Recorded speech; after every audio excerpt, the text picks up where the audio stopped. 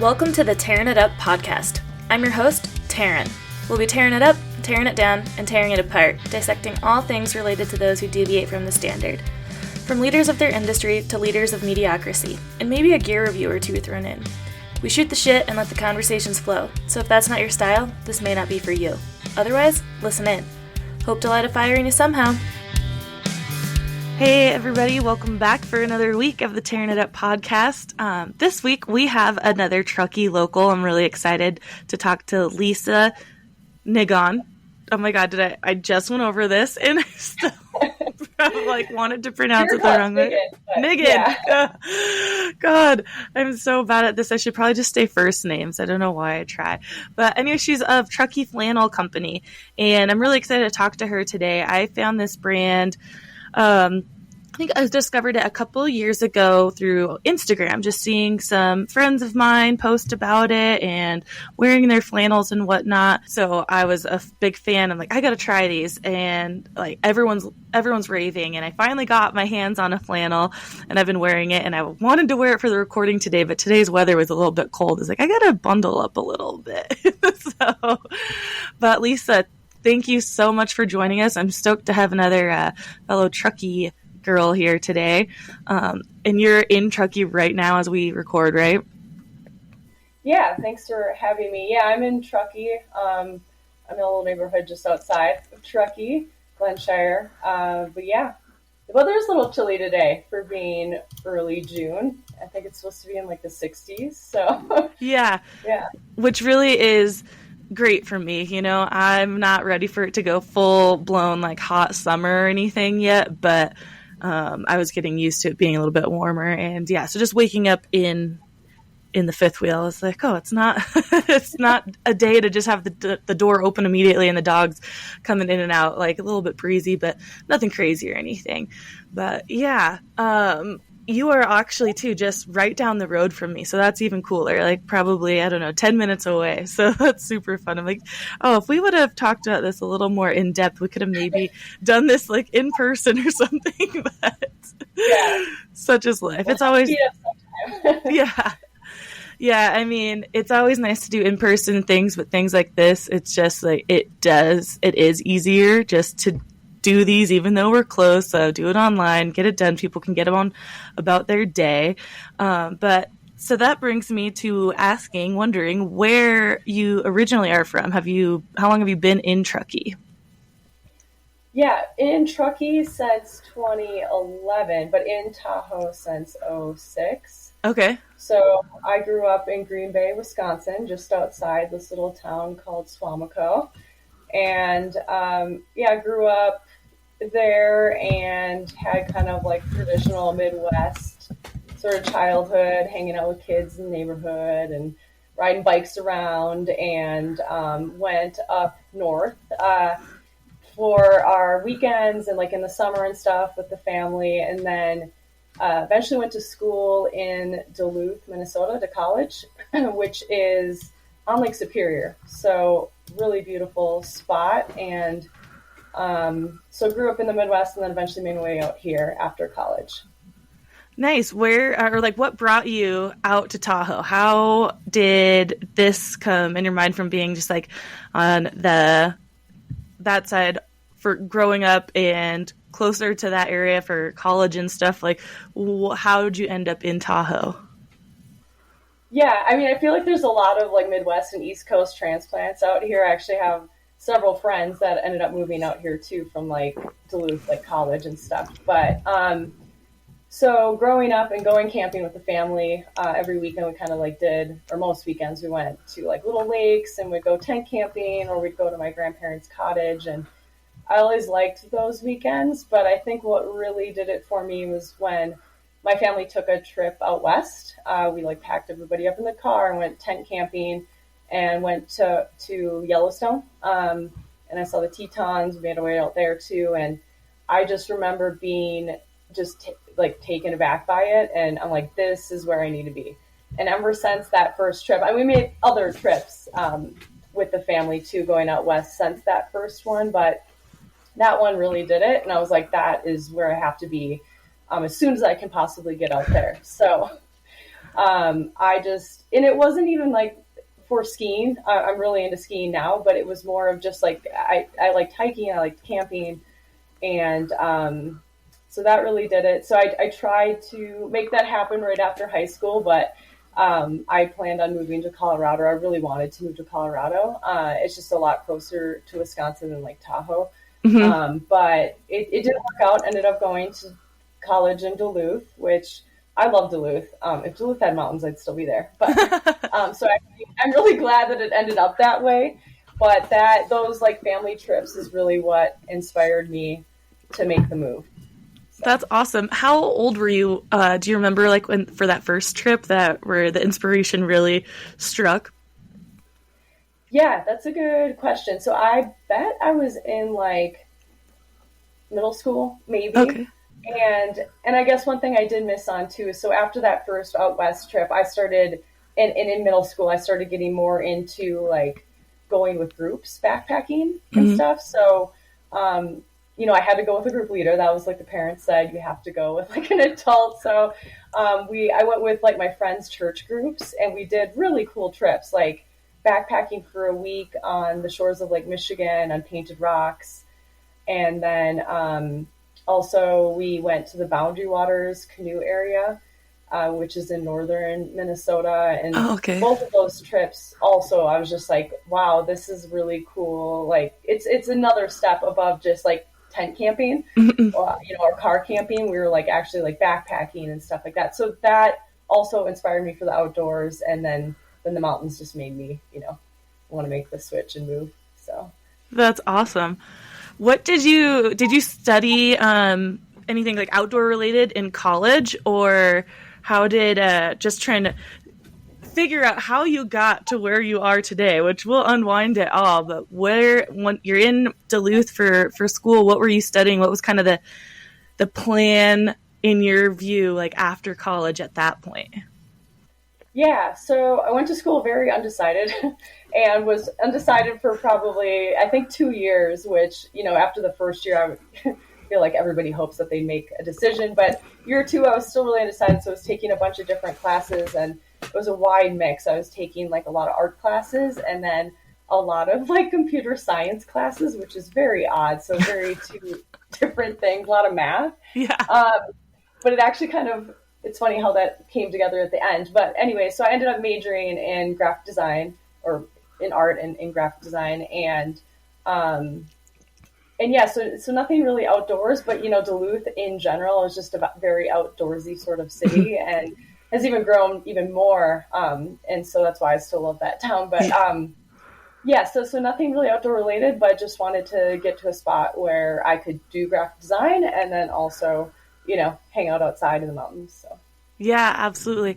Well, I like what you mentioned about with college, and everyone hopes by that second year, especially if you go in undecided, that by that second year you should know what you want to do. And it's like, well, that's just what's put on us. What's put on us at 17, 18 years old is that we should know what we want to do for the rest of our life going into college. And then so when you don't, you're like already kind of freaking out because you're like, well, I'm behind the curve already because going into college, I don't know exactly what I want to do. So then the pressure just begins to build as you are in school and still not like sure.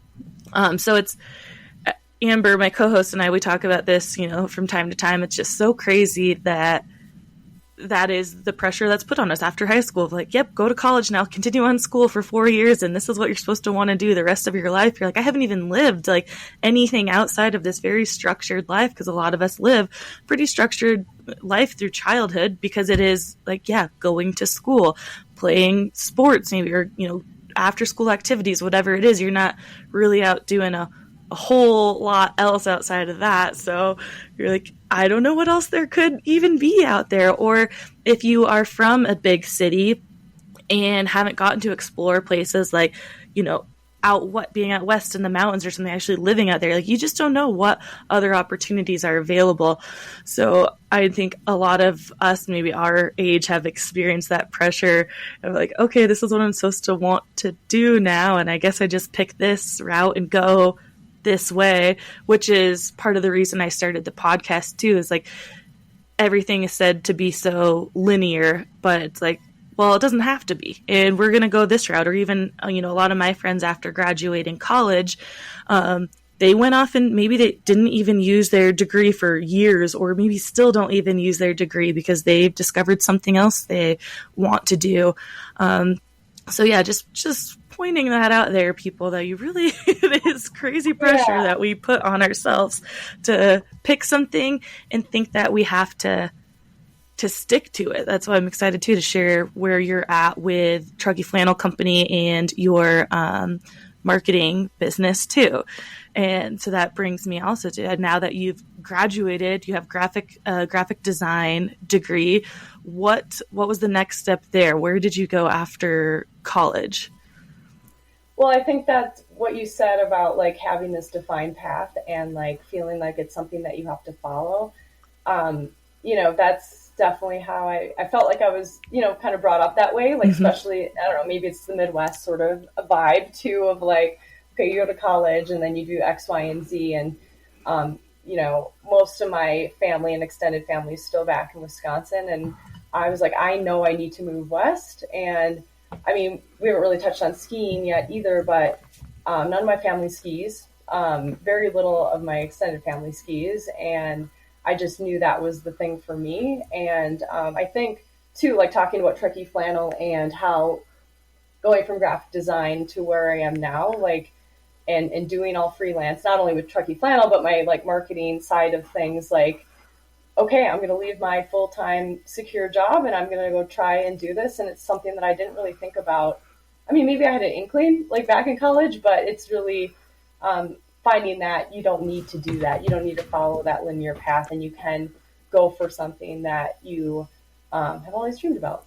And didn't even know that you were dreaming about, when you were in college. So, yeah. Exactly. I like the point you brought up of like, maybe there was a little inkling there, but you, at certain points, especially when we're younger, right, and we're being told rather that we have to follow this certain path, that there's something in you that you're feeling, but you can't quite put your finger on it. And then you finally do, you get to the point of realizing like, oh, like, yeah, I'm just not meant to be in this area, in this capacity. Like, I can be in this area, but I'm going to do it my own way. So like freelancing or starting your own business or anything.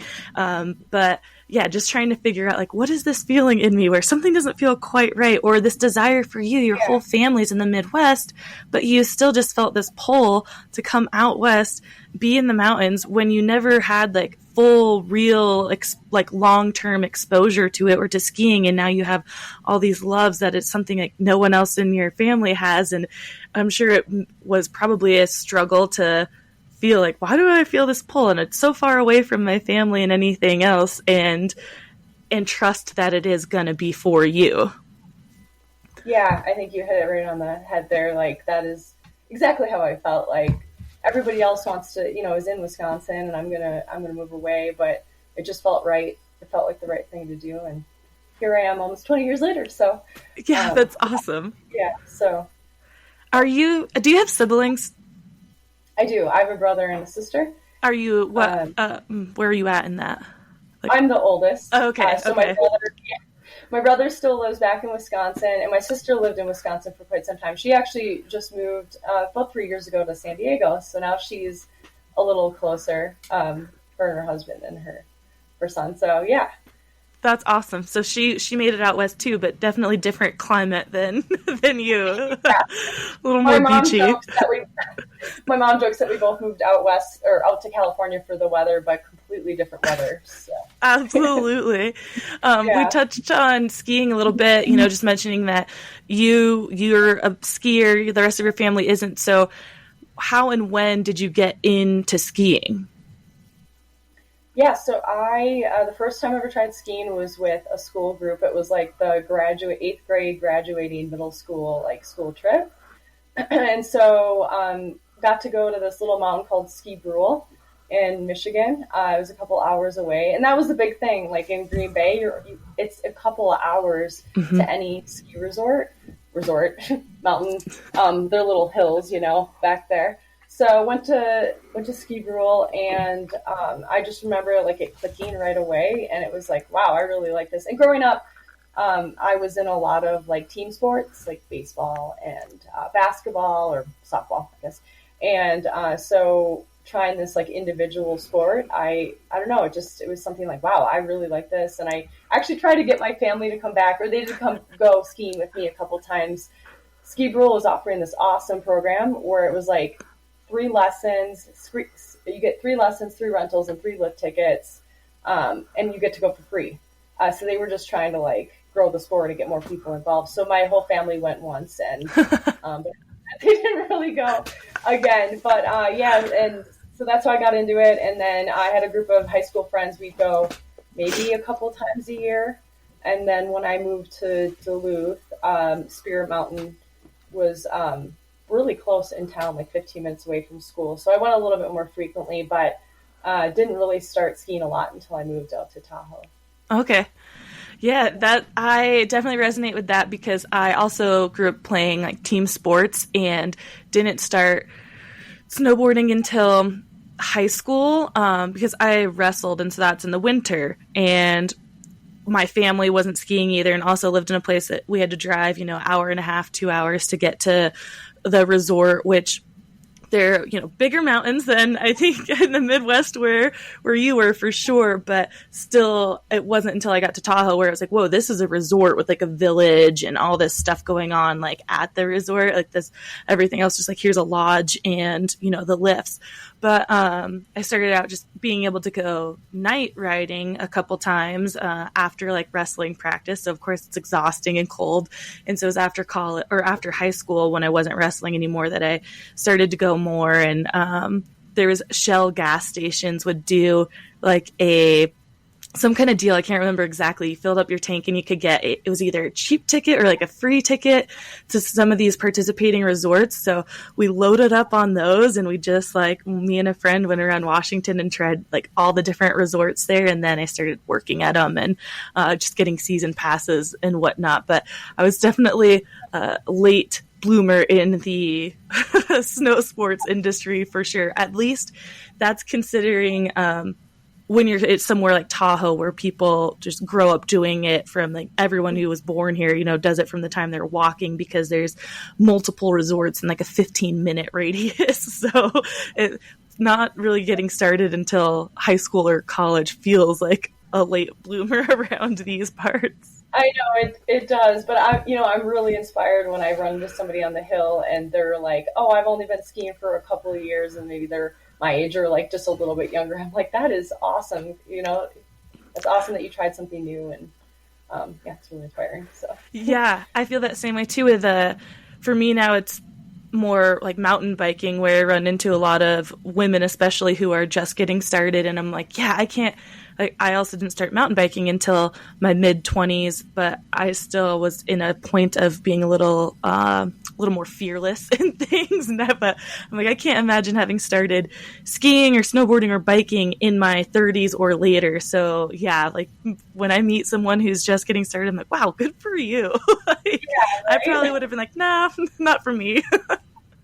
Yeah, I'm always inspired by that too, because I started mountain biking in my 20s as well. I didn't start mountain biking until I moved up to Tahoe, and not even for a few years until after. But yeah, so when I think about trying a new sport, new action sport, an individual sport, I'm like, well, I think of those people, and I'm like, well, I got to try something new, Yeah, exactly.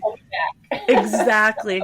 We talk about that a lot here too. It's like, it's hard because when you've grown up doing any kind of sport, at least, and you were doing something for years and years, I think it gets hard to become a beginner again, because you're like, oh, I'm good at this over here or that over there. And being in the beginner stage, there's parts of it that can be fun, but then it's also parts of it that are like frustrating, especially if you are with a group of people who have been doing it for a while and you feel like you are the one like behind. And so sometimes, it can get stuck in this cycle of, oh, I wish I would have started this sooner, or like, am I ever going to get it? Is this going to be kind of a learning thing for me, like always, especially if it's a seasonal sport where you don't get to do it very often and it can be weather dependent. Like for me, that's like snowmobiling right now is it can be very dependent on conditions, obviously. And so some years you're like, oh, I didn't get out that much. You're like, God, am I ever going to be where I want to be in this when I have so little control of how often I can really go out or learn these things?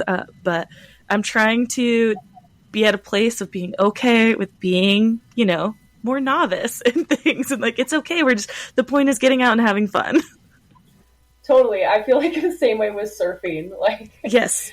I only get to do surfing every once in a while, and I get my butt kicked. But like, I love being out there. There's something about being out there, and like you said, just knowing that you're a beginner again, and like learning from other people, and just trying something new is fun. So Yeah, trying to get past it with other things, Exactly. Yeah. Exactly. So we've also talked about, you doing graphic design and marketing in it. So I want to mention to folks out there that Lisa does have her own marketing and design business called Mountain Nomad. So between that and Truckee Flannel Company, where is your time kind of split right now, or are you more on one side, or how do you manage doing both of these things? Yeah, it's a lot for sure. Right now I'm more spending more time on Mountain Nomad. Mm-hmm. So I mean, I can a little bit of backstory about that. So I was working 2 years ago. 2 years ago in a couple of months, I moved away from my full-time job, and the goal was to start Truckee Flannel, which happened, and then do this freelance as well. And I wanted to move away from that job so that I could make Truckee Flannel work, but I also needed like the income, to keep going, because I like need that happening. So that's where Mountain Nomad came out of, and that's kind of grown over the last 2 years, which is great. But yeah, it's definitely taking up more of my time, and so trying to balance both of them, especially this time of year, because we're going into a lot of events with Truckee Flannel. It's challenging for sure. So still trying to figure out that flow and what the right, amount of balance is. And I want to see Truckee Flannel succeed, so I want to put more energy into that. So trying to figure that out, and then still do all the fun things I love. But I think the flexible schedule with freelance and everything else is allowing me to do that more and more, which has like I said, I didn't know that was going to be a goal, but it really became something that I really wanted. And now that I have it, I'm like, it's still awesome. I'm really busy still, but I love the flexibility and being able to do all the outdoor activities I like. So yeah, I just stepped away from my full-time job as well to do some freelancing and in the marketing world to allow, just like you, for more time on these other things, one of them being the podcast, and just being able to put some more energy. I've always had so many side projects or hobbies or whatever you want to call it, but I haven't really allowed myself to go 100% in on me, because I've always had, something else. And with marketing, there's so many different aspects to marketing, and freelance was drawing to me because I wanted to be able to kind of pick and choose what parts of those things that I did want to do, like, oh, that's a fun project or something I want to work on with this person over here, and I'd like to do that over here with this person. So I'm just getting started dipping my toes into the freelance world. Definitely scary, because you don't know when that next job will be, and is it going to be a contract, or how long is it going to be, or things like that. So I'm, like I said, very, very, very fresh into it. So I always love chatting with people who have done that, made those moves, and are, being successful in them, and hearing that even though it's scary and can be a lot more work than your actual 9 to 5 was, because you are putting in odd hours or whatnot, or unsure of this or that, it's still, I haven't run into anyone yet who is like, oh, I wish I wouldn't have done this, because of the flexibility it gives them, and realizing that they can step away when they need to go get outside and do what's good for their soul, and kind of reset and take those rests. So, and then starting Truckee Flannel Co. and being able to run this business, that's another big passion of yours, obviously, and have these two kind of worlds intersect rather than being so separate. Yeah, well, congrats on making the leap. I know how scary that can be, and it is, you're like wondering, you were mentioning like how if you're wondering if you're going to get a contract and like how everything's going to flow. But yeah, I guess I just to chime in, like I don't want to go back. So, making that leap, I felt like was the big thing. And now that I'm on the other side of it, it feels like it's just something I really love now. So congrats. And yeah, thank you. Yeah, it's exciting. So yeah, absolutely. I think, you can always, obviously the landscape of jobs right now can be scary also. You're like, because I was going to say, you can always just go get another 9 to 5, but I'm like, well, I guess that's not truly the case. Like, at least maybe not in like the area you want to, but I do have other sources of income too. I'm not just fully like floating hoping I get a job. I am doing some side jobs and working at Truckee Brewing Company so I can have some cash like a couple days a week. But again, it's like that still allows me to have enough time to focus on these other things and be able to pay the bills. So very much figuring it out. But I'm wondering for you, obviously the marketing side of things kind of came first. How on earth did this dream of Truckee Flannel Company ever even come about? Yeah, good question. So I wanted to create a company, and my husband too, my partner and my husband, we both have been talking about how can we create a business that would connect people with outside, something that we're really passionate about and so glad that we got into. Like, how can we make that connection? So I don't know, we were throwing around ideas for many years actually, and I feel like back like around 2018-ish, or maybe a couple years before that, Truckee Flannel came up. And it just was one of the ideas we were throwing around. And as time went on, I'm like, this is just, it goes back to my Midwest roots, because like Midwest, there's flannel everywhere.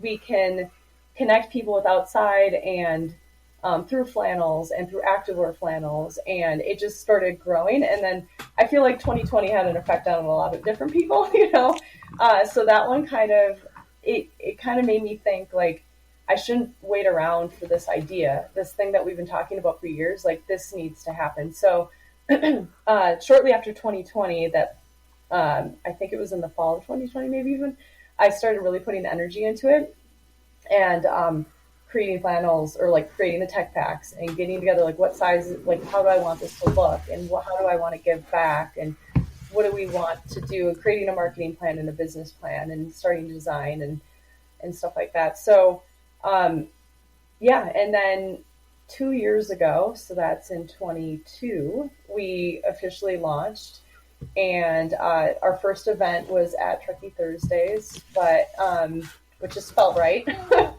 But yeah, that's kind of how it came to be. And we are a partner with 1% for the Planet, because that was really important to both of us, that we were giving back. And then supporting, another thing was like, how can we encourage others to give back with our Roundup for Outside program? So, Truckee Flannel kind of obviously starts with an idea, but like it just felt right with the roots being in the Midwest, and just the area, the mountains, and then being able to connect people with outside through our products and then through giving back. So that's awesome. How did you or your husband have any, I'm pretty sure I know the answer to this for you, but did he have any experience with the like product-based business or textiles or making product or anything? Or did you guys both just kind of like, nope, we want to make this and we're just diving in? And how was that experience with figuring out how the heck you even design something, and how you find a like factory and how you get samples, all of that? Tell us a little bit about your journey into that side of things. So neither of us had experience with textiles or creating like products, like garments. But my design background, and my experience with like marketing plans and creating business plans and pricing structures and things like that kind of all came together. So I was like, I'm going to learn how to do this. And I started looking into and researching sourcing and creating tech packs and creating patterns and things like that, and just kind of went all in. And was able to create the tech packs and find a good source, and got the samples, and the other thing too, I guess, going back to our products, is that it was important that we had some products that were recycled materials, and that's where our activewear comes into. But but anyways, yeah, it was quite the process to learn something new. My husband is, we kind of say he's more on the operations side. He's created our lovely booth. I don't know if you've seen that, but it's this fabulous, like, it's kind of like a lattice, and made out of all wood, and he's been doing a fantastic job with that, and like shipping and stuff like that. But I've been more on the product creation, product design sort of side of things. That's awesome. That is such a leap of things to getting into a product with like apparel business, especially in the time period that you did it, because there were so many issues with production and things like that. So the fact that you guys went for it when you did, huge props for that, because that's a scary time. You're like, let's do a product or a apparel based business and figure out how we can do this. And we just believe in it so much. And it seems like, it's worked out for you guys. And you have, how many different apparel items do you have? 4 different shirts or something, different styles of flannels and whatnot? Yeah, so when we launched, we had, we have short sleeve activewear, long sleeve activewear, and then long sleeve casual. And so when we launched, we had women's and men's in 2 colors of each of those styles, or 2 patterns for each of those styles. So, and now it's grown. I don't even know. We have at least a dozen men's styles and colors, and then the women's is a little bit less than that. So, each year we're launching new patterns, but we've noticed too that people like specific patterns, and we're keeping those going too, which I think is a little bit different than some other brands where they launch a new line every year. So we're continuing lines that are doing well, and just kind of getting feedback and going from there. I love that, because I totally know what you mean, where every year there's a new color scheme or color story or something, and it's always fun. But then at the same time, you're like, well, this year I don't like any of these colors, so that sucks. Or, my favorite colorway is gone now. I can't get it again, and I'd my shirt's ruined or ripped or lost or something. I always hate that so much when I'm like, oh, I love that, and I can't get another one now, and nothing else is really sticking out to me. So I love that you kind of have flagship colorways for the people, and that will just live on. And then you also get to introduce new ones each year, so you can keep adding to your collection. But that hey, your trusty flannel you can just keep getting year after year. That's amazing, because not a lot of people do that, for sure. And that's where you always end up seeing prices will be so marked down the year before or year after, whatever, and it's simply because of the color. What? That's crazy. Yeah, so definitely thinking about that, marking stuff down, keeping stuff, and how does that affect production, and how does that thinking that we don't want to just discard something too, because it is selling well. People still like the color. Why not keep it going? And why not people like it. Yeah. Yeah, absolutely. So, you mentioned too at the beginning of earlier in the podcast, rather, that you're kind of getting into event season here. So what does that look like for Truckee Flannel Company? Are you guys still doing Truckee Thursdays, or have you moved on to kind of just bigger events that are maybe further away than your local radius here in Tahoe? We're still pretty local. We just Made in Tahoe was just 2 weekends ago, Memorial Day weekend. And so we were at that. That was our first event of the season. We did that one last year as well. And then we are going to Truckee Thursday. It just feels that was the first event, and we're going to continue that one as long as we can, for sure. Yeah. And then, there's a couple others we're going to the Reno River Festival this weekend.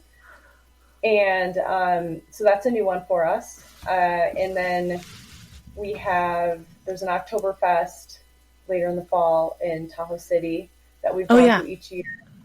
and Made in Tahoe in the fall. We had a brew fest. We went to South Lake Tahoe last year, but our schedules aren't working out. So we are still pretty local. Okay. We're reaching out to Reno, and I imagine that we'll go to Sacramento here shortly too if we find something that matches the brand. But also like partnering with other like organizations, nonprofits is really big for us too, and like giving back. So like donating things for events, if they're doing a silent auction or if there's a speaker series and we can donate something, that's really big for us too, to support in different ways. That's awesome. So. I love that.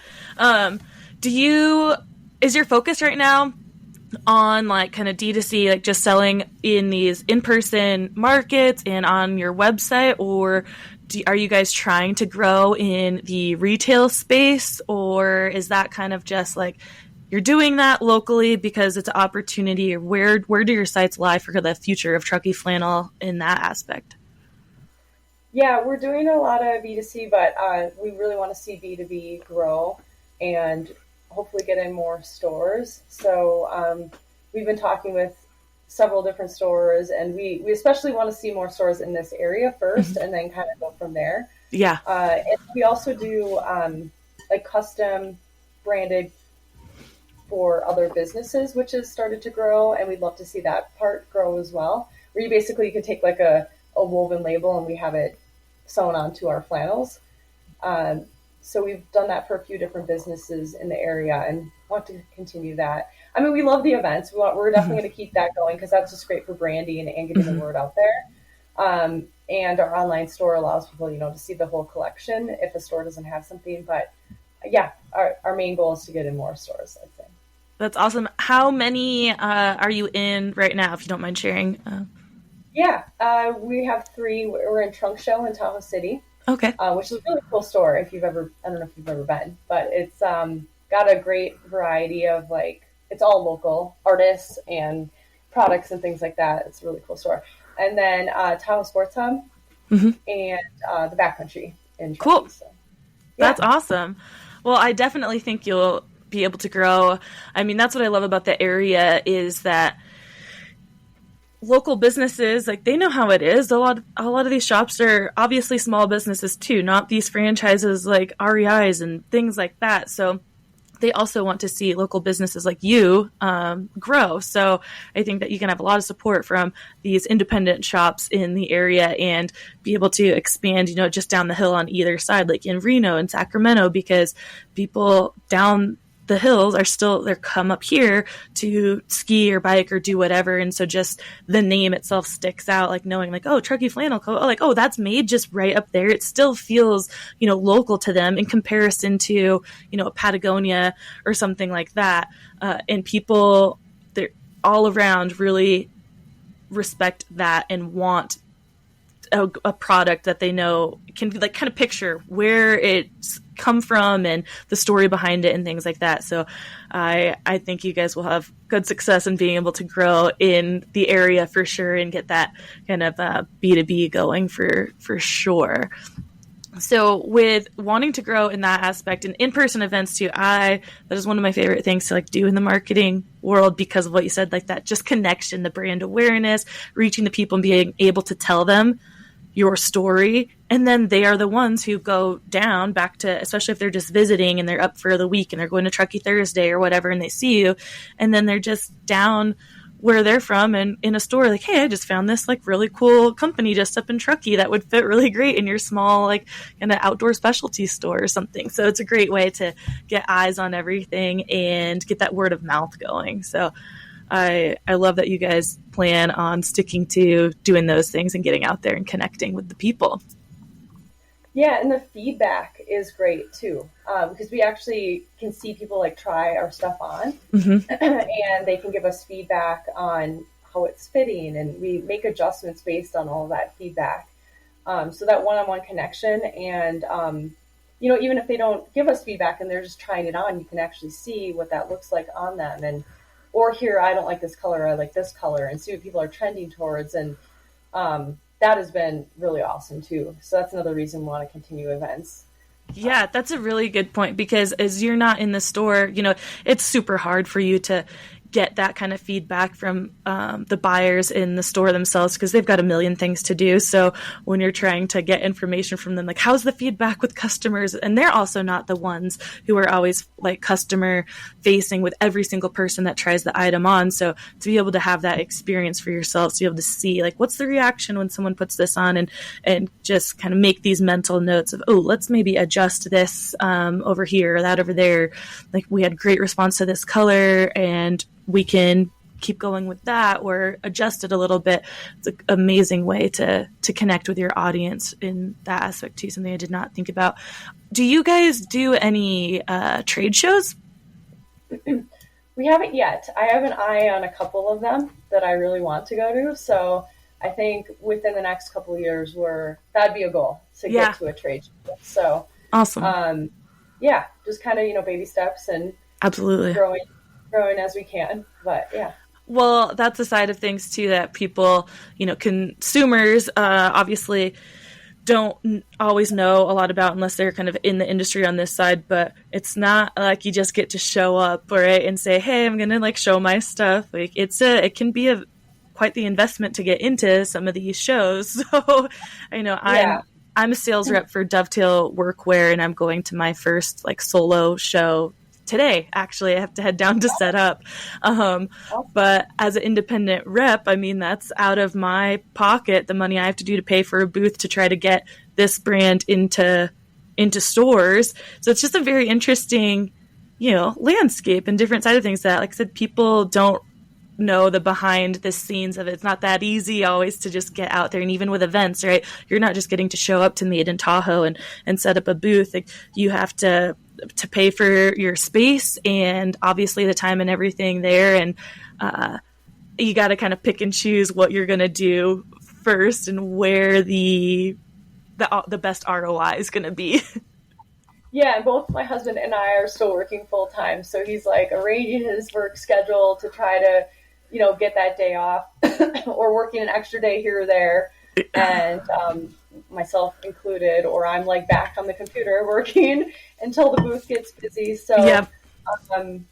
So yeah, there's a lot that goes, like you said, there's a lot that goes into events, and it can be a lot too, just to be at the event. Mm-hmm. The Reno River Festival, it's 3 days, and each day is like at least 8 to 10 hours. So like, it's long days and stuff like that too. But we really like connecting with and getting our name out there too, connecting with local people and getting the name out. And well, that's amazing. You guys seem like you're definitely doing great, and hats off to you for sure for, doing it all right now, being in that kind of thick of things where, like I said, you're both working full time, trying to juggle it all to get this off the ground and get going. And that's the part we like to show people on the podcast, is like, it wasn't just, hey, I have this dream of starting this apparel company and we designed a shirt, and now here we go, living the dream, getting our shirts out there. That there's a lot going on behind the scenes that we don't see or think about,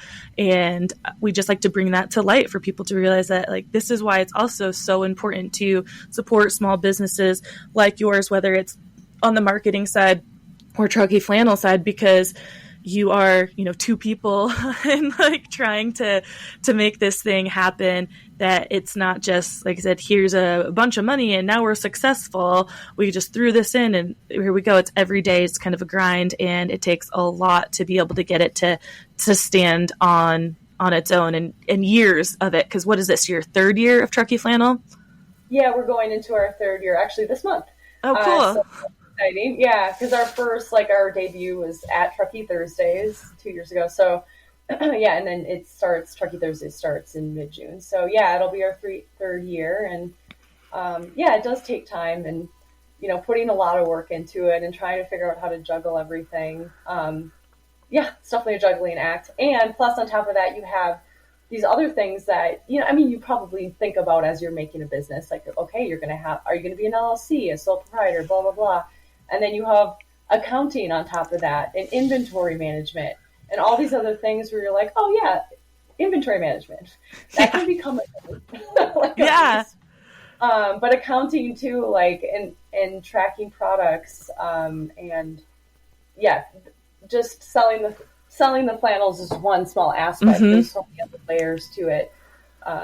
But yeah, so it just takes time and energy, and yeah, we're both excited just to be able to have this opportunity to put the energy into it and provide this product, and hopefully, it just keeps continuing to do well, and we can start putting more energy into that Yes. soon. Well, I mean, if you guys keep putting yourselves out there the way you are, and I'm sure it will be, but I know it can, get tiring. I bet that there's times that you're like, okay, another, especially in the summer, another event, and it can be hard to kind of keep going, as I'm sure the ebb and flows of the seasons can be difficult, but sounds like you guys are handling it, doing well, and keeping the dream kind of at the focus point. So as long as that's there, it seems like, you'll make it happen for sure. I'm wondering, before we sign off or anything, thank you so much first for sharing your story and being on with us. Tell folks where they can find you, or if there's anything else you want to share, anything new like coming up, if there's any new releases that haven't come out yet, or anything like that you want to share with the audience. Yeah, so you can find us, and we kind of talked about the events, but we'll be at Reno River Festival and then Truckee Thursdays, every Truckee Thursdays this summer. And then we have a couple of fall events, the Oktoberfest in Tahoe City and Maine Tahoe again. All those events are listed on our website, TruckeeFlannelCompany.com. And you can find our whole product line on our site and purchase direct there. You can also find us in those couple of stores I mentioned, Trunk Show, Backcountry, and Sports Hub. And for product releases, I think the quilted flannel is one of the big ones. So we've launched that in the fall the last 2 years, or had restock in the fall, and that's been a really hot item. And so we'll be restocking again this fall, and it has sold out pretty quick. So if you've been looking for that, that's just keep an eye out through our newsletter and social media for when those will be coming out, and we'll hopefully have a few new styles here this fall as well. But yeah, I guess other things to mention too about our products, I mentioned it quickly, but we have traditional flannels like the buffalo plaid, the red and black you kind of expect to see. We have additional patterns in cotton and other casual wear materials. And then we have our activewear flannel, which is a short sleeve, and it comes in a long sleeve in different patterns. And that's a 4-way stretch, SPF 50, moisture wicking, quick drying. It's great for mountain biking and hiking, fly fishing because it keeps the sun off your skin. And I run in it quite often too, and it does great. And so we have that for both men and women. We have a couple hats. Go and check that out. We just, it's not even on our website yet, but we have a new winter hat, which perfect time for summer.